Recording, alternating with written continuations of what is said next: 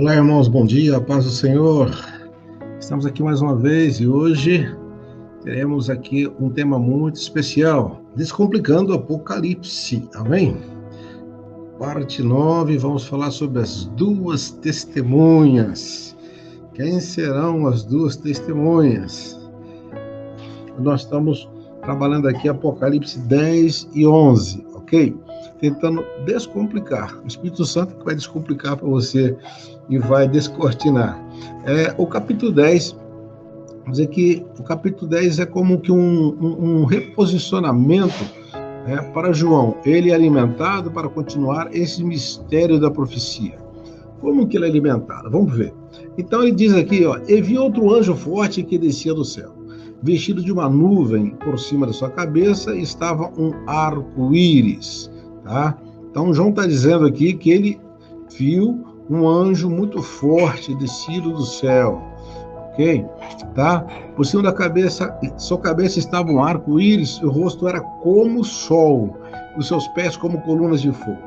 Tinha na mão um livrinho e pôs o seu pé direito sobre o mar e o esquerdo sobre a terra, ok?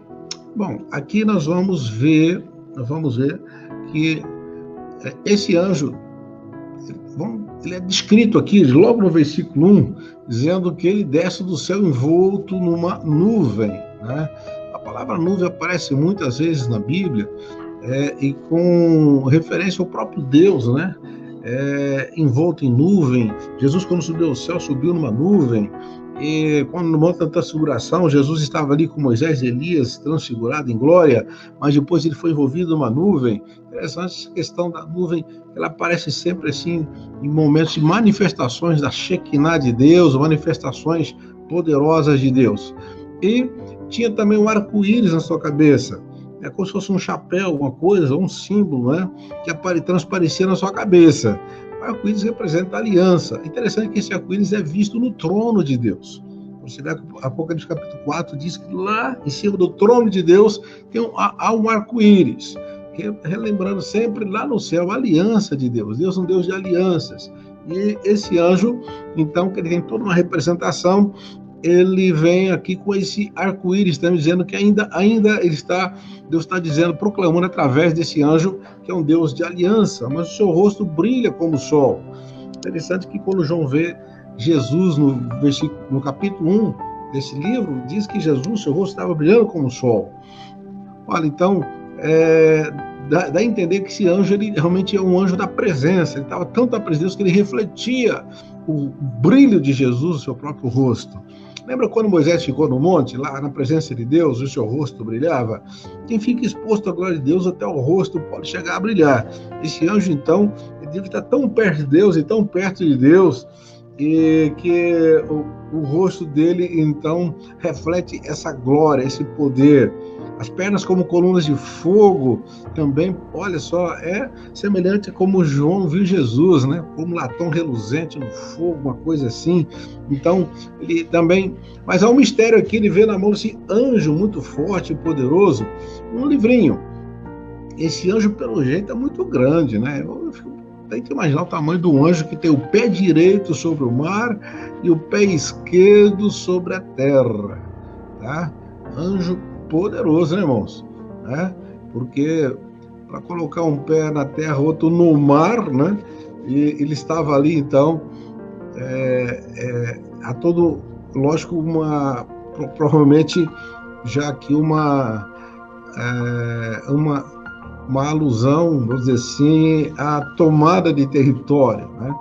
Essa questão de colocar o pé. Você vê que todas as manifestações de anjos até aí, que tocaram as trombetas, os anjos lá no céu, nenhum colocou o pé na terra. Esse é o primeiro, pelo menos dá a entender aqui. E colocar o pé significa tomada de território. Lembra?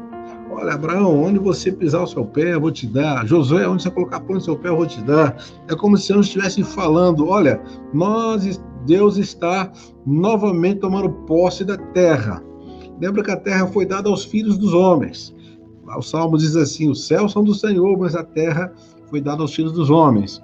E Jesus chamou, né, que disse que, infelizmente, essa terra que o homem recebeu para administrar, ele entregou de mão beijada para o inimigo, por engano, lógico, e o diabo passou a ser o príncipe desse mundo. Nesse momento hoje começa a dizer assim, olha, tá vindo uma mudança aqui, né, de jurisdição, de autoridade. Quando colocou o pé, dizendo assim, estamos aqui, agora é o reino de Jesus que está sendo estabelecido aqui de uma maneira plena na terra. E no versículo 3, descrevendo esse anjo, diz que a voz dele era como leão. Não fala que era de leão, porque a voz de leão é de Jesus, né? Ele é o leão da tribo de Judá, mas ele tem tantas características de Jesus, inclusive alguns teólogos acham que esse anjo é o próprio Jesus. Vocês vão encontrar alguns comentários dizendo assim, não, era Jesus mesmo que veio aqui. Tá? Mas também a gente não pode dizer que era Jesus, porque ele fala que, vão ver mais para frente aqui, que realmente, por exemplo, ele jurou, né? Diz que esse anjo, ele jurou por aquele que vive eternamente, né? Se você continuar lendo o texto, então, quando ele jurou por aquele que vive eternamente, significa o próprio Deus diz lá em Hebreus capítulo 6 que Deus jurou por si mesmo, que não tinha por quem jurar. Se o anjo jurou por Deus é porque ele não era Deus, tá? Mas ele clamou então com grande voz, rugiu como um leão, e quando clamou, 7 trovões fizeram soar suas vozes. Quando seus trovões acabaram de soar, eu já ia escrever, né? Porque João receberam uma ordem, lembra lá no capítulo 1? Tudo que você vê, escreve. Nesse momento eu vou dizer assim, olha, essa parte não, João não escreva não. Aí ele não pôde escrever, era um mistério para ele guardar, só o João ficou sabendo daquilo, tá? Então, quando os 7 trovões acabaram de soar, eu já ia escrever, mas eu ouvi a voz do céu que dizia, sela o que os 7 trovões falaram e não os escreva. Tá? É interessante como é curioso, né? Porque nesse momento João é proibido de escrever, e então ficou em mistério aí. Deus é um Deus de mistério, ele revela o que ele quer revelar. Não podemos especular. O que será que os trovões falaram? Bom, não nos é informado, porque João agora ele não pode escrever, mas sabemos que os trovões também representam a voz poderosa de Deus. Está no Salmo 29:3. E teve um momento que Deus falou com o próprio Jesus ali, as pessoas falaram, Deus falou, este é meu filho amado, né? Aí alguns que ouviram aquela voz, né? Eu já tenho te glorificado, né? Jesus falou, Pai, glorifica. Eu estou glorificando. Mas alguns falam assim, acho que foi um trovão que soou. As pessoas que estavam perto de Jesus não entenderam naquele momento, né? Você pode ver isso aqui lá em João capítulo 12, 28 e 29, diz que quando Deus falou e houve uma voz audível, os que estavam perto dele pensavam que era um trovão. Então, esses trovões falando, entendeu? O próprio Deus ecoando, podia ser o eco da voz de Deus, né? Desses trovões, desses 7 trovões. A palavra 7 aparece muitas vezes, né? São 7 candeeiros, são 7 estrelas, depois são 7 selos, as 7 trombetas, e vai aí nós vemos tantos 7 aparecendo, agora aparecem 7 trovões, né? 7 lâmpadas que estão diante de Deus, os 7 espíritos de Deus, tudo isso ali representam 7, como nós já falamos aqui no Apocalipse, representa as coisas completas. Então, Deus falando na sua plenitude, então soa como voz de 7 trovões. Pode ser essa a melhor interpretação desses 7 trovões.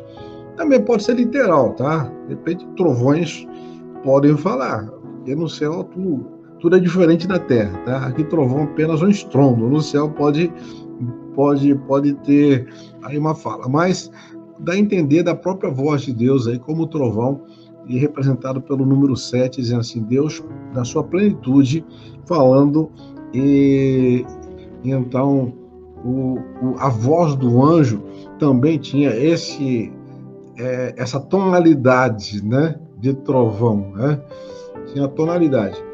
Bem, e um minutinho só, eu estou com um probleminha aqui, já vou resolver. Preciso ver rapidinho. Tá, ok. Eu estou com o segundo notebook aqui, ele falou que reiniciar. Aí Aí ia perder o nosso PowerPoint aqui da lição. Vamos lá, mas não vai não. Ele vai ter que esperar um pouco, se Deus quiser. Bom, vamos lá. Então, outra característica deste anjo, né? Ele se posiciona como um conquistador universal, quer dizer, quando coloca o pé na terra e outro no mar, né? Ele está reivindicando, então, o mundo inteiro, né? E, obviamente, é só Jesus que pode fazer essa reivindicação tão especial, né? Do mundo inteiro. Até a palavra, vamos dizer assim, mais... uma palavra que nós podemos dizer que diz diretamente essa reivindicação, que está em Salmos 2,8, né? Pede-me, te darei as nações por herança. E lá nesse texto falando do ungido de Deus. Lógico, você pode falar, poxa, mas isso não é para mim também? Eu posso pedir as nações? Bom, esse é um texto missionário, mas profeticamente se aplica diretamente a Jesus, tá? Esse anjo vem representando Jesus dizendo assim, olha, eu vim aqui para colocar o pé dizendo, chegou o tempo de todas as nações e toda a terra, né, uma conquista universal do Filho de Deus. Amém? Glória a Deus. Aí, quando ele fala que ele vê esse anjo, ele diz que o anjo que estava com o pé sobre o mar, sobre a terra, levantou a mão direita sobre o céu e jurou por aquele que vive pelos séculos dos séculos. Tá? Então ele jurou. É interessante, eu já citei isso aqui, mas é bom te lembrar que quando ele faz esse juramento, ele tem aqui uma alusão, né, de que realmente ele não é Jesus, porque ele jurou por Jesus. Não, então ele não podia ser Jesus jurando por Jesus. Aquele que vive pelos séculos dos séculos, o qual criou o céu e a terra. Quem criou o céu e a terra? Não foi Jesus?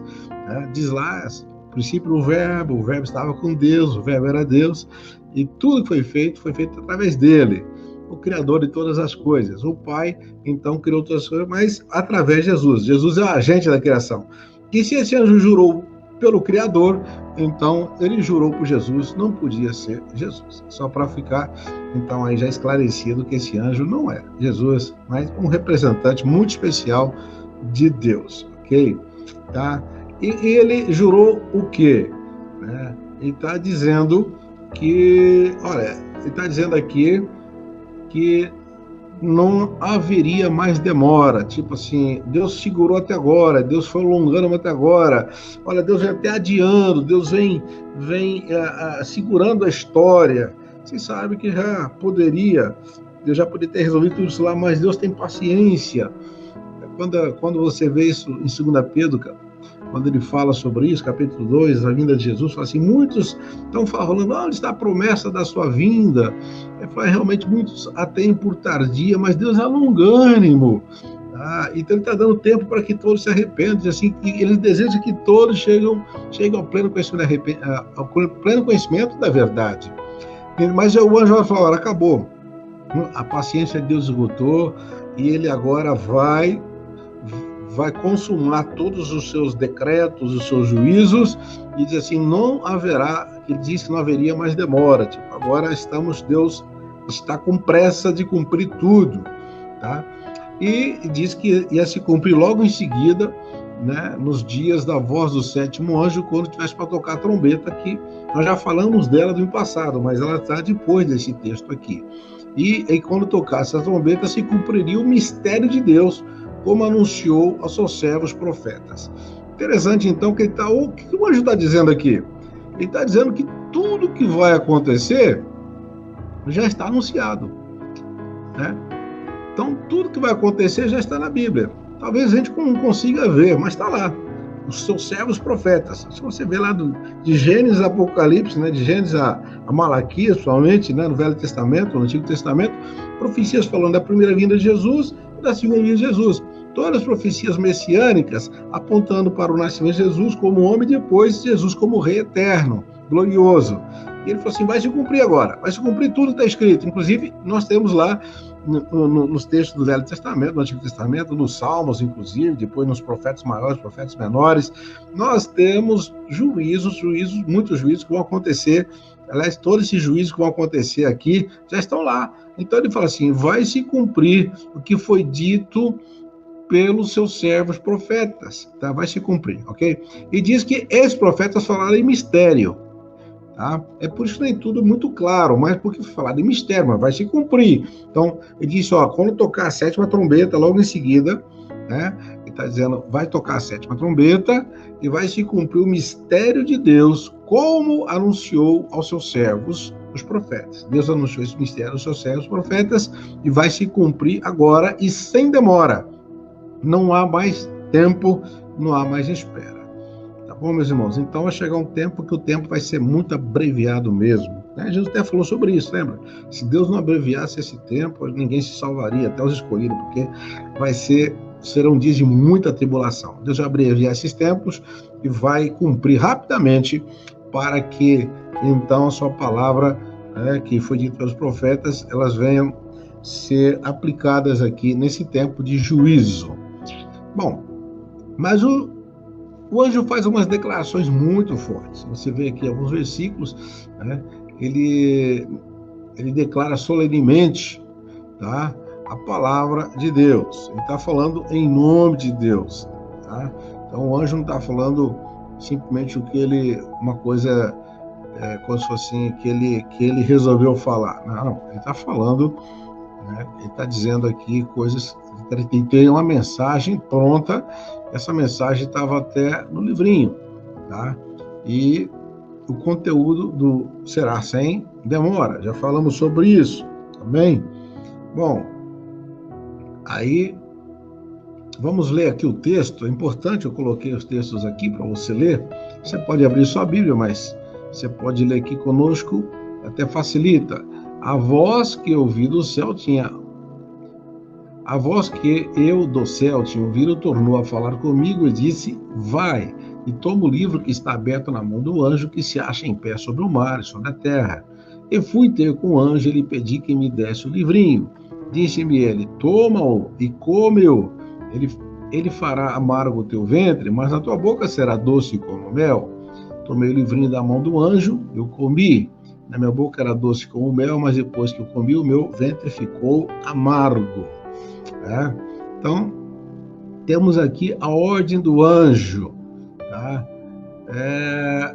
Então, foi-lhe dada essa ordem. Dada essa ordem a João. Tá? Olha, você vai, então, comer o livrinho. Pede o livrinho para ele. Eu fico imaginando um anjo tão grande e um livrinho. Devia ser bem pequeno, ao ponto de João poder comer, né, o livrinho, né? Então, você tem logo um livro na mão do anjo que tem o pé na terra, outro no mar, esse anjo muito grande, mas o livrinho era pequeno.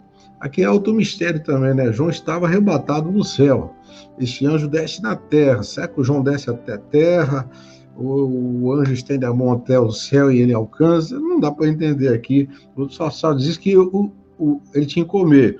Também João está em espírito, um corpo glorificado. Ele pode se deslocar também nesse corpo glorificado como os anjos. Então, é para você falar, poxa, mas como pode, né? João estava no céu, né? Ali diante do trono, de repente tem um anjo na terra, ele vai pegar o livrinho da mão do anjo. Isso é possível na dimensão de glória, tudo é possível, viu, gente? Tá? Mas aí falou assim, esse livrinho vai ser doce ao paladar, mas quando chegar no seu estômago vai ficar amargo. Né? Então, significa que realmente a palavra de Deus, né, ela é doce, tá? Ela é muito doce quando você a recebe, né? Porque ela é sempre doce como o mel. Se você lê o Salmo 19, fala sobre a lei do Senhor. A lei do Senhor é perfeita e restaura a alma. Diz assim, e a sua palavra, os seus mandamentos são mais doces do que o mel e o destilar dos favos. Veja o Salmo 19, fala sobre isso. O Salmo 119, 103 também fala que a palavra de Deus é mais doce do que o mel. Mas, ao mesmo tempo, essa palavra que é doce como o mel, para quem a come, né, tem no coração, mas para quem a rejeita, é algo muito amargo, porque é juízo. Deus falou assim, olha, o evangelho é maravilhoso. Sim ou não? né? O Evangelho é maravilhoso. Ele diz assim: olha, se você creres, você será salvo, mas se você não crer, será condenado. Que terrível, né, irmãos? É muito pesado isso aí. Eu recebi, inclusive, um WhatsApp de um jovem, ele até acho que é de outro estado, e perguntando, mas sempre que Deus tratava com Israel, então era para o juiz de Deus era para restaurar o povo e para tal. Será que o juízo final também não vai ser apenas uma restauração? E ele falou, mas eu sei que não tem reencarnação, mas será que realmente vai ter negócio de inferno? Acho que é só para restaurar. Olha, tem que explicar melhor isso aí, tá?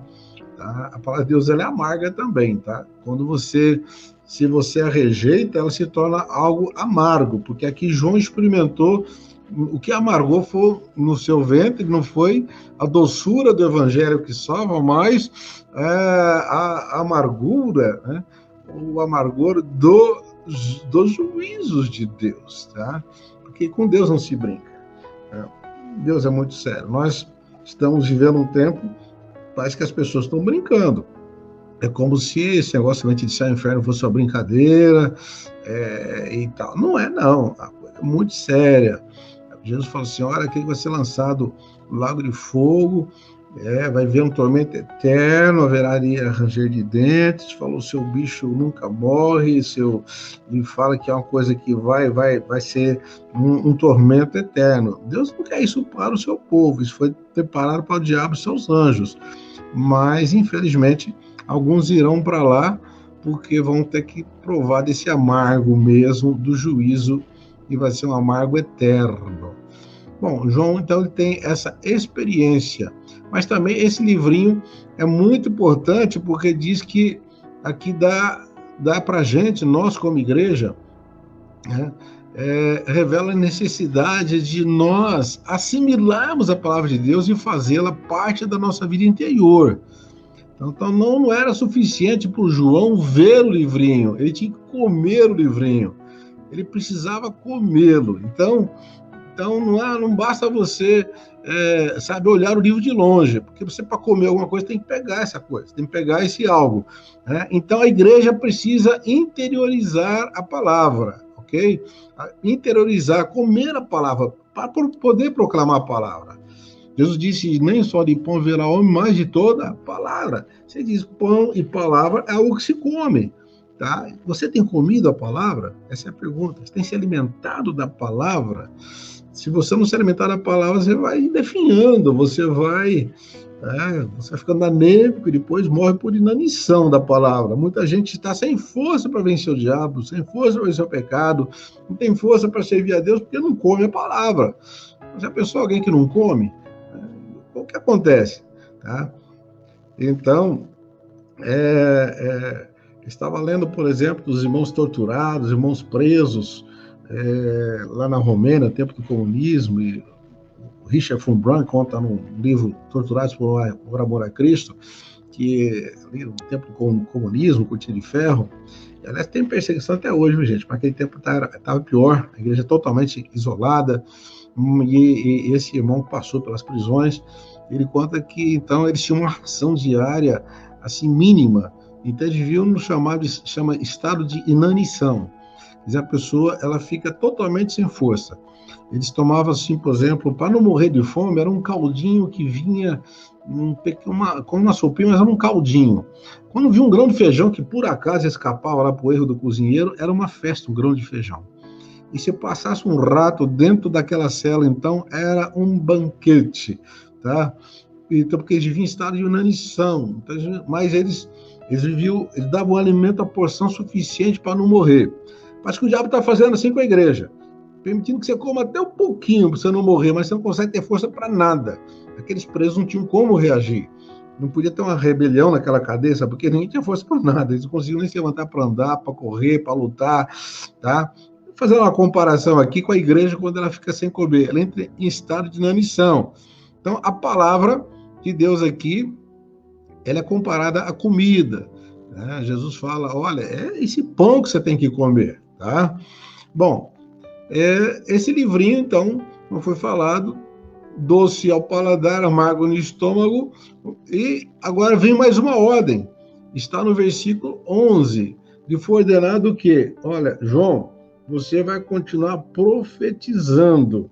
Então lhe foi dito, importa que profetizes outra vez acerca de muitos povos, nações, línguas e reis. Quer dizer, quando a igreja come a palavra, ela tem condição de continuar proclamando o evangelho e anunciando o evangelho. Precisamos alimentar. Por que a igreja hoje perdeu a visão missionária? Porque não tem se alimentado tanto. Tá? Então, quanto a igreja é mais alimentada, mais forte na palavra, mais ela tem autoridade. E não só autoridade, tem amor pelas nações, amor pelos pecadores. Hoje quase não se fala de Jesus, evangelizar é uma coisa quase que, mas acidentalmente se fala para um para o outro, mas não é uma prática, né, assim, uma coisa assim, como se fosse um modo de vida, um estilo de vida. Por quê? Você não se alimenta da palavra. Mas, olha, se você comer a palavra, você vai profetizar para muitos povos, nações, línguas e reis. Está aqui em 10, capítulo 10, versículo 11. Tá? Esta é uma ordem que lhe foi dada. Bom, aí nós vamos agora para o capítulo 11. E é o tema, talvez, principal de hoje. Eu tinha que falar do anjo que estava no capítulo 10, mas já é uma grande curiosidade, quem são as duas testemunhas, né? É um capítulo de difícil entendimento, principalmente para identificar até o período dentro da tribulação que isso acontece, se é no começo, se é no meio, né? Ou se é na segunda metade, e quem são seus personagens? Quem são as duas testemunhas? Então, nós precisamos ver aqui com alguns cuidados, até porque há muito mistério que envolve esse capítulo 11. Né? Primeiro, antes de falar das testemunhas, ele foi-lhe dado uma cana semelhante a uma vara e foi-lhe dito, levanta-te, mede o santuário de Deus e o altar e os que nele adoram. Essa cana era uma naquele tempo, hoje nós temos fita métrica, nós temos hoje assim, já material próprio, né, padronizado para medição, mas naquele tempo eram umas canas, e eram umas varas, e existia ali um padrão para medir. Então, ele foi dado essa cana de medir, que era o que se usava na época. Assim, você vai medir, mas você não vai medir o santuário. Interessante, né? Aliás, desculpa, você não vai medir o átrio exterior, sabe? Deixa o átrio que está fora do santuário, deixa. Não o meças, porque foi dado aos gentios e eles pisarão a cidade santa por 42 meses. Então, 42 meses corresponde a quanto? A 3 anos e meio, tá?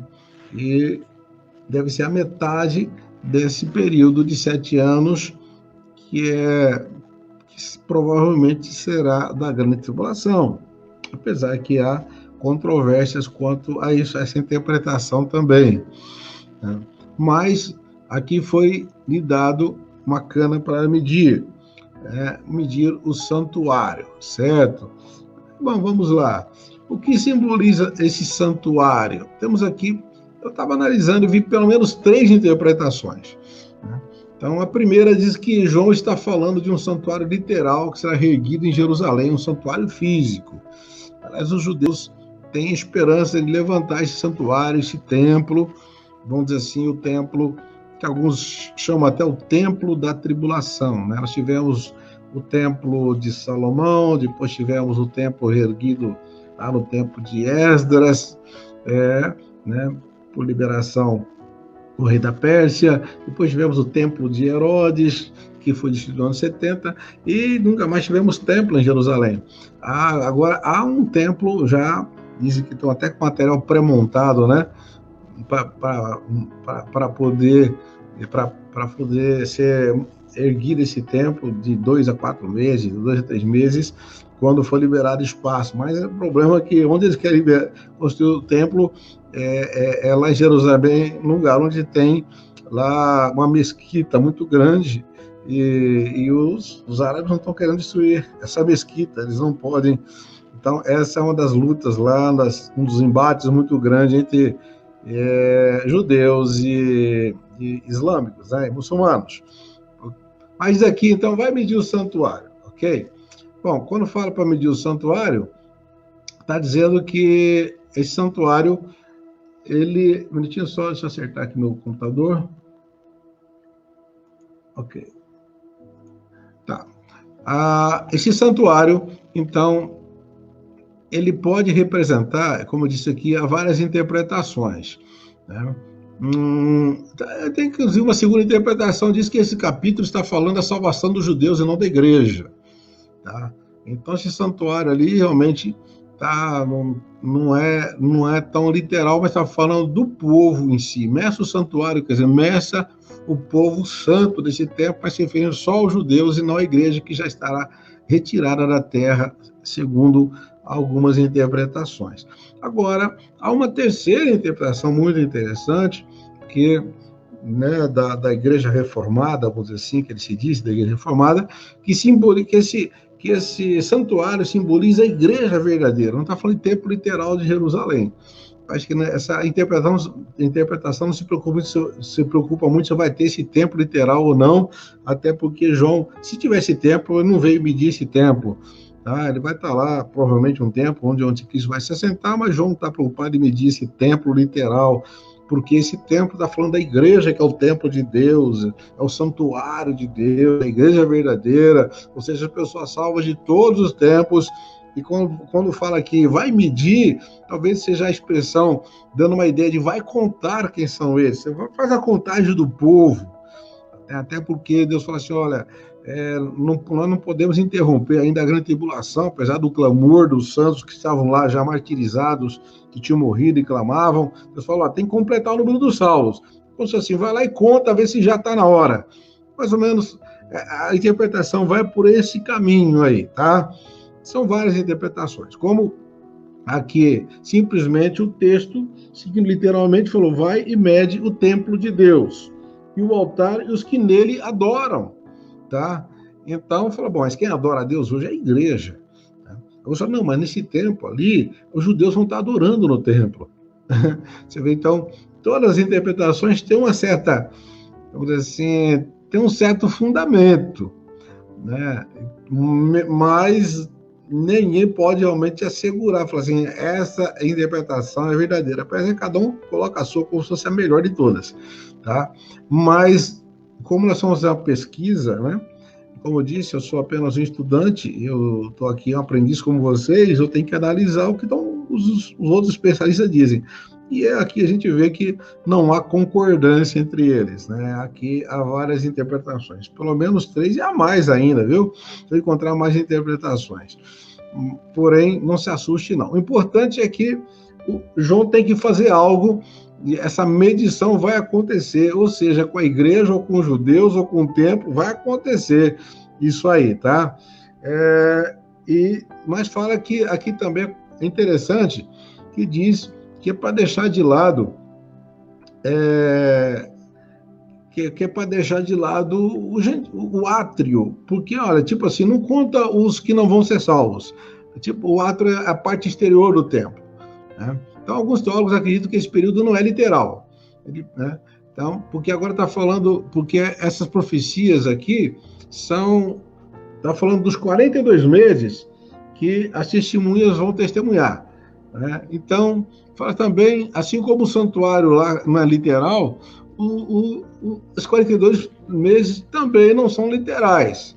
Eles falam da perseguição no mundo todo, do período da igreja, desde os apóstolos até os últimos que serão martirizados aqui no tempo da grande tribulação. E eles colocam isso porque Jesus, no seu sermão profético, em Lucas 21, 24, fala que Jerusalém seria pisada pelos gentios, até que o tempo dos gentios se completasse. Então, ele fala que esses 42 meses significa esse tempo dos gentios. É simbólico. Bom, agora, há um consenso maior de que esse período é literal mesmo, corresponde à metade dos 7 anos da grande tribulação. E essas duas testemunhas vão testemunhar, diz aqui, você vê claramente na palavra aqui, que elas vão testemunhar por 42 meses, tá? Está aqui você encontrar isso aqui em Apocalipse, capítulo 12, né? Desculpa, capítulo 11, tá? Que vão profetizar, e ele diz aqui no versículo 3, por 1.260 dias, que corresponde a 42 meses ou 3 anos e meio. Então, aparece às vezes 42 meses, às vezes aparece 1.260 dias. Mesma contagem, mesmo tempo, mesmo período. Tá? E há um consenso que realmente é literal, são 42 meses de verdade na nossa cronologia humana. Há um consenso de muitos teólogos, inclusive nossa igreja, a nossa teologia dogmática, vamos dizer assim, ela tem essa tendência a aceitar essa interpretação como uma grande tribulação, sendo 7 anos literais mesmo, que são a 70ª semana daquela profecia de Daniel, onde a profecia interrompida na 69ª semana, a morte de Jesus, e ela volta a acontecer com o arrebatamento da igreja para cumprir a 70ª semana. Então, baseado nessa questão das 70 semanas, é que e são 70 semanas de anos, porque você faz as contas desde a hora que foi para reconstruir o templo até a morte de Jesus, deu exatamente 69 semanas de anos, 69 vezes 7. Né? E agora nós temos uma 70ª semana, que é uma interrupção na história. Isso aí você pode estar melhor, as famosas 70 semanas de Daniel. Vai lá no Google, 70 semanas de Daniel, e tem muitas lá. Cuidado, que também tem muitas interpretações que são confusas. Mas eu creio que você vai encontrar livros que falam sobre isso, e quase todo livro de escatologia menciona as 70 semanas de Daniel. Então, nossa igreja entende que a 70ª semana, se é uma semana, são 7 anos, como as demais semanas, as 69 foram também, então são 7 anos literais. Alguns estão dizendo assim, falam, não, isso aí, esses 42 meses representam todo o período da igreja de sofrimento, desde os apóstolos até o último mártir. Olha, gente, são interpretações, tá? Mas o que diz aqui, vamos ficar com o texto bíblico, tá? O que vai acontecer com essas duas testemunhas? Tá? Quem são elas? Diz assim, considerei as minhas duas testemunhas que estão vestidas de saco, que profetizem por 1.260 dias. Aí há várias especulações, tá? Porque a Bíblia não fala o nome delas, fala. Procura aí se você acha o nome das testemunhas, né? Quem são as duas testemunhas? Então, uns entendem que elas falam de Enoque e Elias. O argumento é que, esses dois homens não experimentaram a morte. E então, diz lá em Hebreus, acho que no capítulo 11, se não me engano, ou 9, 11, diz assim, aos homens é ordenado morrer uma só vez, vindo depois disso o juízo. Então, se é uma ordem para morrer, esses dois não morreram, eles não cumpriram essa ordem. Então, assim, vamos lá, agora vocês vão ter que descer, se saem daqui da glória, né? Estão lá na glória com Deus e foram arrebatados, mas vão descer aqui e eles representam Deus, eles tiveram todo esse tempo observando toda a história do ponto de vista do céu, e eles vão descer aqui com muita autoridade, o Enoque e Elias, e vão morrer aqui. Apesar que você vai ver daqui a pouco que eles morrem sim, mas acontece algo. Outros dizem, não, é Moisés e Elias pelas características, porque aqui fala que eles fazem descer fogo do céu, e também fala que eles vão poder liberar pragas, e o negócio de praga é com Moisés, e fogo do céu é com Elias. Bom, então, tem outra interpretação, fala assim, não, esses dois aí, na verdade, não são duas pessoas. Um representa os santos do Antigo Testamento, que é a lei, né? E o Novo Testamento, que são os profetas, né? Então, Moisés representando a lei, a antiga aliança, e Elias representando o Novo Testamento no sentido profético, até porque diz lá em Malaquias que eu enviarei meu servo Elias, o profeta Elias, antes que venha o grande e terrível dia do Senhor. Então, Elias representa alguém para o final dos tempos, mas o Moisés representa a primeira aliança, a antiga aliança. É uma interpretação. Agora, há uma outra interpretação que também é muito forte, de que fala que, na verdade, essas duas testemunhas são totalmente simbólicas, não são duas pessoas, não. Representam a igreja. É o testemunho da igreja, a igreja que está incomodando o mundo. É a igreja que o mundo festeja quando os ímpios morrem, quando o justo morre, desde lá dos mártires, primeiros dos profetas, e quando mata o justo, os ímpios se alegram, e diz ali que vai haver grande festa quando eles morrerem. E então, mais que depois, né, desse testemunho da igreja que fala a verdade, que incomoda o mundo, até eles falam assim, olha, eles odiaram a mim, vou odiar vocês também. Nós somos odiados. Tá? A igreja é odiada pelo mundo, como serão essas duas testemunhas. Então, falam, olha, só pode ser a igreja.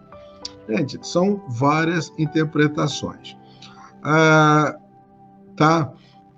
Você fala assim, qual a sua opinião, pastor Misael? Bom, depois de ouvir tudo isso aqui, fica difícil dar uma opinião. Mas eu creio que são duas pessoas mesmo.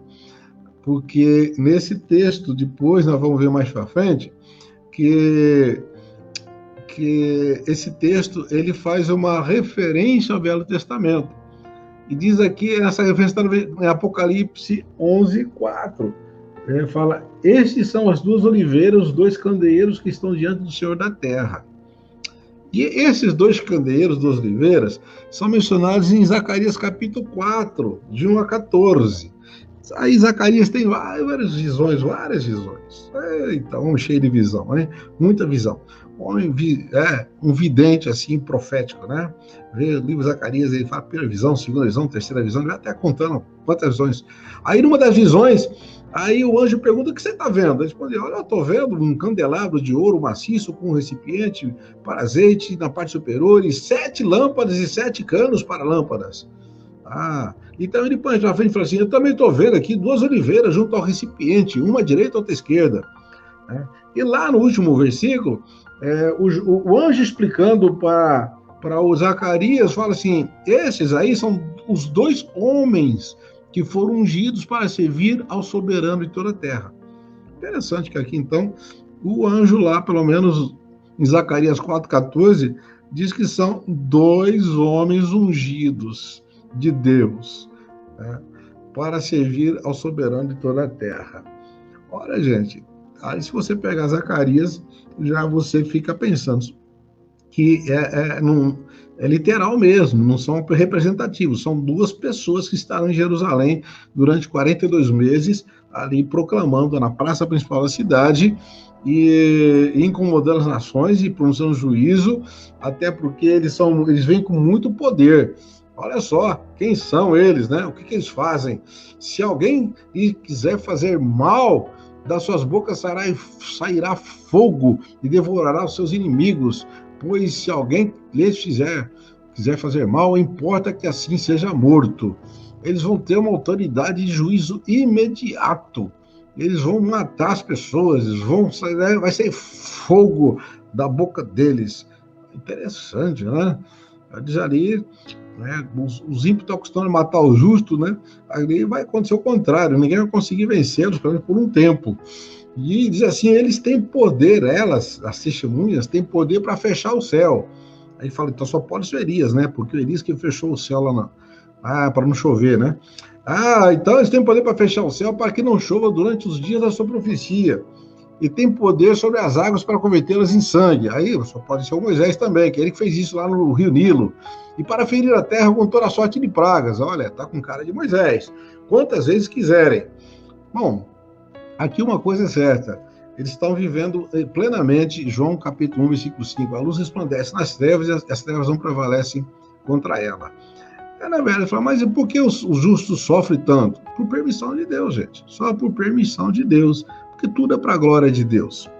Paulo falou assim, né, alguns irmãos estavam sofrendo também. Olha, importa que por muitas tribulações nós conquistemos o reino de Deus.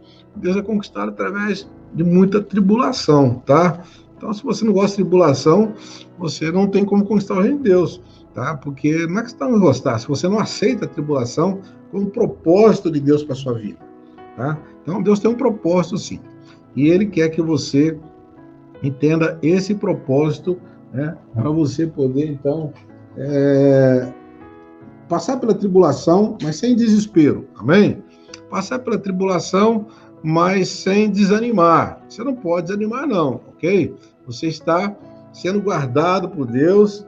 Deus, ele permite que seu servo sofra, mas ao mesmo tempo Deus, ele conforta, consola, e todo aquele que sofre, a Bíblia diz que está sendo provado no fogo, como o ouro é provado no fogo, mas vai sendo refinado, vai tendo mais brilho, para a glória de Deus. Amém? Falando ainda sobre essas testemunhas, tá? Diz que quando acabar o seu testemunho, a besta que sobe do abismo, eu vou ler aqui para vocês, vamos lá. Quando acabar o seu testemunho, a besta que sobe do abismo lhes fará guerra e as vencerá e matará. Bom, está dizendo que a igreja será indestrutível até cumprir cabalmente a sua missão. Mas será indestrutível até esse ponto. E quando Daniel tem uma visão dessa besta, que ele vê como um chifre que sobe lá, ele fala que guerreava contra os santos e os derrotava. E Apocalipse 13, que nós vamos um pouquinho mais na frente, falando sobre esse poder da besta e do falso profeta, diz assim, foi-lhe dado poder para guerrear contra os santos e vencê-los. Então, o inimigo só pode vencer os santos porque ele foi autorizado por Deus. Ele não é soberano, tá? E vai chegar um ponto que ele vai realmente, essas testemunhas, Deus vai tirar toda essa autoridade que eles tinham de matar as pessoas e pragas, etc. Deus vai como retirar essa autoridade deles, eles vão ficar desprovidos desse poder, e o inimigo e essa besta, o grande chefe que vai estar lá, o príncipe, não sei quem, né? Deve ser alguém importante, vai mandar matar e eles vão morrer. Interessante que depois que eles morrem, ele diz aqui no versículo 8, né, jazerão os seus corpos na praça da grande cidade, que espiritualmente se chama Sodoma e Egito, onde também o seu Senhor foi crucificado. Olha só. Onde eles estão, então? Onde o Senhor foi crucificado? Jerusalém. Então está bem claro que essas testemunhas estarão em Jerusalém. Sodoma é o símbolo de imoralidade, lembra? Foi destruída por imoralidade. E Egito também simboliza o que? Escravidão, mundanismo. Isso mostra como estará Jerusalém nessa época. Imagina as abominações que o anticristo estará praticando nessa época. Se hoje tem imoralidade, esse dia vai ser pior, vai ser Sodoma e Gomorra, assim, na sua plenitude universal, né? Todo mundo totalmente contaminado. Vocês veem aí a ideologia de gênero que já veio para poder mudar os valores, e toda essa inversão de valores, tudo que acontecia em Sodoma e Gomorra, que levou até a destruição na época, hoje é comum nas nações, é comum em todos os povos, é comum nas novelas, é comum nos filmes, é comum nos lugares, você tem que tolerar, inclusive, né? E você não pode maltratar, você não pode, lógico, não vai fazer isso, né? Mas você não pode aceitar isso como normal, você não pode aceitar na sua vida, você não pode praticar só porque os outros estão falando que é normal. Não é normal, tá? O que se acontecia em Sodoma e Gomorra não pode acontecer com seus filhos, não pode ser com a sua casa, não pode acontecer com você. Mas nesse tempo, a Jerusalém será chamada Sodoma e Egito, pela sua natureza de imoralidade e pela prática, né, de toda a maldade e escravidão que havia também no Egito. Ok? Bom, vamos seguindo aqui, e diz que eles vão ficar mortos ali, e homens de vários povos, tribos, línguas, verão seus corpos por 3 dias e meio e não permitirão que sejam sepultados. Essa profecia parecia impossível de se cumprir até uns dias atrás, lembra? Como que as pessoas podem ver? Todo mundo pode ver alguém lá em Jerusalém, né? Não tem como. Não tem como. Hoje, você sabe, hoje tudo é via satélite. Ao vivo você vê o que está acontecendo no mundo inteiro. Tá? Então, essa profecia ela já pode se cumprir plenamente. Todo mundo verá, sim. Vai ser ao vivo, né? E a televisionada ao vivo, e todo mundo verá, e vai ser o dia de maior ibope da televisão, que será controlada, toda a mídia controlada pelo anticristo, todos verão. E diz aqui, inclusive, os ímpios vão fazer festa. Olha só no versículo 10. Diz aqui, eles os que habitam sobre a terra se regozijarão sobre eles e se alegrarão, mandarão presente uns aos outros, porquanto esses dois profetas atormentavam os que habitam sobre a terra. Ele trouxe tormento, pragas. Já pensou converter as águas em sangue? O pessoal não tem sede. De repente, o pessoal vai contra eles soltam fogo pela boca. Então, aconteceu tanta coisa que o povo ficou indignado. E quando eles morreram, fizeram festa. Foi a inversão do Natal, né? Natal você comemora da festa, presente comemorando o nascimento de Jesus, não é assim? Agora vamos dar presentes aos outros comemorando a morte das duas testemunhas. Mas essa vitória do mundo sobre a igreja será passageira e infundada, sabe por quê? Olha o que vai acontecer aqui. Depois daqueles dias, daqueles 3 dias e meio, o Espírito de vida vindo de Deus entrou neles. Puseram-se sobre seus pés e caiu grande temor sobre os que ouviram. Já pensou? Tudo televisionado ali, todo mundo comemorando, de repente, há um silêncio total, não tem como, não dá tempo nem de desligar a televisão, não dá tempo dos canais cortarem ali a transmissão, porque está ao vivo. E aí então vem, o Espírito de Deus vem sobre eles, o Espírito de vida, e eles se levantam e aí ouviram uma voz. Todos ouviram. Isso vai ser ouvido, porque vai ser televisionado, né? Então todos vão ouvir a voz dizendo, subam para cá. E ouviram e subiram ao céu em uma nuvem. Os seus inimigos os viram. Lembra da nuvem, que o anjo vem numa nuvem? Esse aqui sobe na nuvem. Jesus também, quando subiu aos céus, foi numa nuvem. Né? Então, agora, e quando os seus inimigos viram, gente, caiu temor sobre eles. Aqui, voltando àquela questão da interpretação, que esses testemunhos representam a igreja, então, nesse caso, está dizendo, está falando que eles realmente da gloriosa ressurreição da igreja. Mas aqui também fica algo meio incoerente. Diz que as pessoas vão fazer festa, né, com a perseguição da igreja e se alegrar com a ressurreição. Mas depois vão ter grande temor por causa da ressurreição. Quer dizer, fica meio confuso você colocar isso no simbolismo. E quando você interpreta isso sem a figura, sem a figura literal de duas pessoas realmente que estão ali testemunhando e que serão vistas pelo mundo inteiro. Amém? Mas quando eles ressuscitam, olha o que acontece. Quando eles ressuscitam, diz a Bíblia que houve um grande terremoto e caiu a 10ª parte da cidade. As televisões estão ligadas ali. Eles vão subindo e acontece simultaneamente um terremoto. Lembra quando Jesus morreu também? Na hora que ele morreu, houve um terremoto. Não foi de tanta magnitude, mas houve um terremoto que trouxe muito temor aos que estavam ali. Mas nesse dia aqui vai ser pior. Diz que a 10ª parte da cidade vai ruir e foram mortos nesse dia 7.000 homens. E os demais ficaram atemorizados e deram glória a Deus. Então, as TVs, os repórteres estão em Jerusalém, vão noticiar os terremotos e tudo vai tremer, 7.000 homens vão morrer, mas diz que alguns que vão permanecer vivos não terão outra alternativa a não ser darem glória ao Deus do céu. Aqui não dá para entender se eles se arrependem dos seus pecados e se convertem, ou simplesmente dão glória porque falam assim, Deus é grande demais e Ele que está fazendo isso, mas isso não significa, reconhecer a grandeza de Deus não significa arrependimento de pecado, tá? Que Deus é grande e poderoso, né? Os que crucificaram Jesus sabiam que Ele tinha multiplicado o pão, sabia que Ele tinha ressuscitado mortos, sabia, mas mesmo assim crucificaram Jesus. Então, reconhecer a grandeza de Deus nem sempre significa arrependimento. Tomara que seja, nesse caso, pessoas sendo salvas nessa fase aí. Alguns acreditam que realmente haverá muita salvação nesse dia, principalmente dos judeus, que vão dar glória a Deus. Aí, então, estamos terminando aqui, porque é o último versículo do capítulo 11, que diz, o versículo, na verdade, não é o último versículo do capítulo, é o último versículo dessa parte das duas testemunhas, que é o 14.